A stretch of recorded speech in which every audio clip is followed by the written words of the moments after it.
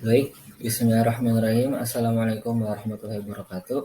Perkenalkan, nama saya Diva Ramadan dari Fakultas Ekonomi dan Manajemen Departemen Ilmu Ekonomi Syariah IPB University dari kelas SS 08. Di sini saya akan memberikan sedikit penjelasan pemaparan materi tentang tugas pendidikan Pancasila terkait dengan membuat suatu makalah tentang nilai-nilai terkandung dalam sila-sila setiap Pancasila. Di sini saya mengambil salah satu sila, yaitu sila pertama, Ketuhanan Yang Maha Esa, yang saya ubah judulnya menjadi temanya keterikatan dalam keterkaitan antara agama dan Pancasila.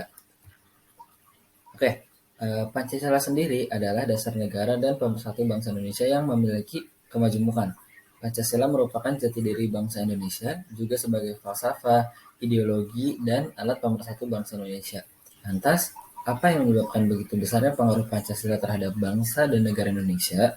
Hal ini dikarenakan bangsa Indonesia secara singkat memiliki keberagaman, banyak sekali keberagaman, memiliki keberagaman suku, agama, bahasa daerah, pulau, terdiri dari banyak pulau, negara kepulauan, adat istiadat, kebiasaan, budaya, serta warna kulit yang jauh berbeda antar satu sama lain.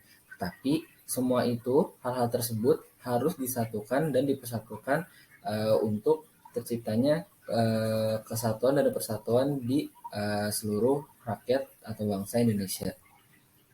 Nah, sejarah Pancasila adalah bagian dari sejarah inti negara, tentu saja, sehingga gak heran jika banyak atau sebagian besar rakyat Indonesia menganggap Pancasila sebagai sesuatu yang sakral, bahkan harus dihafalkan, serta mematuhi dan menjalankan apa yang teratur dan tertulis di dalamnya.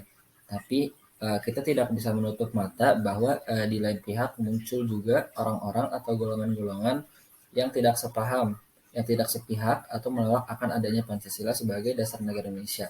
Dan bahkan kelompok-kelompok ini, oknum-oknum ini sangat ingin mengubah ideologi Pancasila menjadi ideologi yang mereka anggap benar dan mereka percayai. Seperti kita ingat ada peristiwa PKI, Partai Komunis Indonesia, atau lebih sering familiar kita dengar dengan uh, uh, insiden G30 PKI, kemudian ada DITI dan GAM atau Gerakan Aceh Merdeka. Nah, kemudian apa sih Pancasila itu? Secara bahasa, Pancasila adalah ideologi dasar bagi negara Indonesia.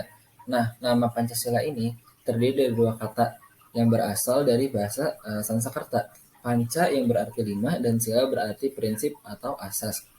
Lalu, menurut bahasa, menurut istilah, Pancasila merupakan rumusan dan pedoman kehidupan berbangsa dan bernegara bagi seluruh rakyat Indonesia.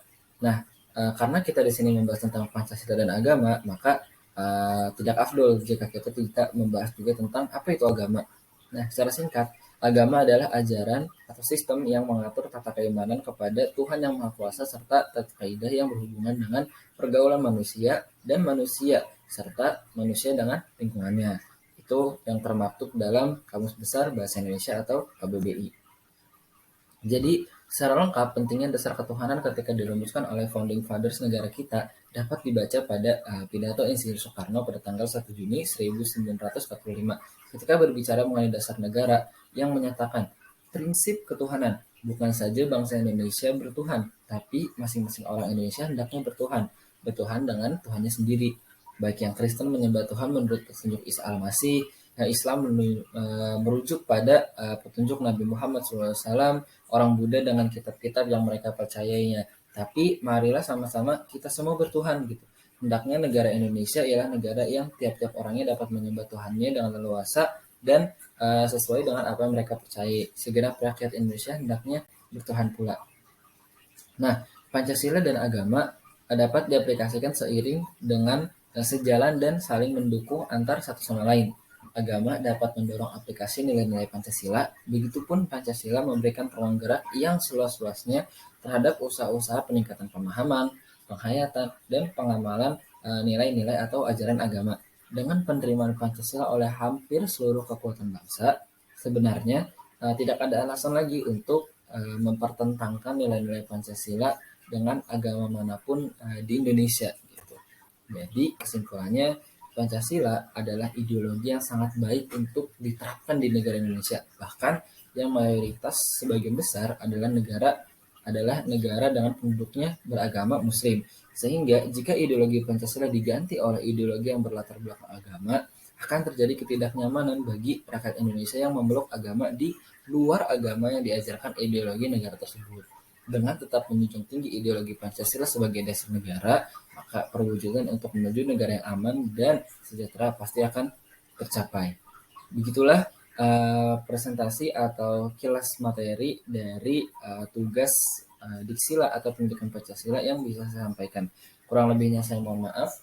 Saya pamit undur diri. Wassalamualaikum warahmatullahi wabarakatuh.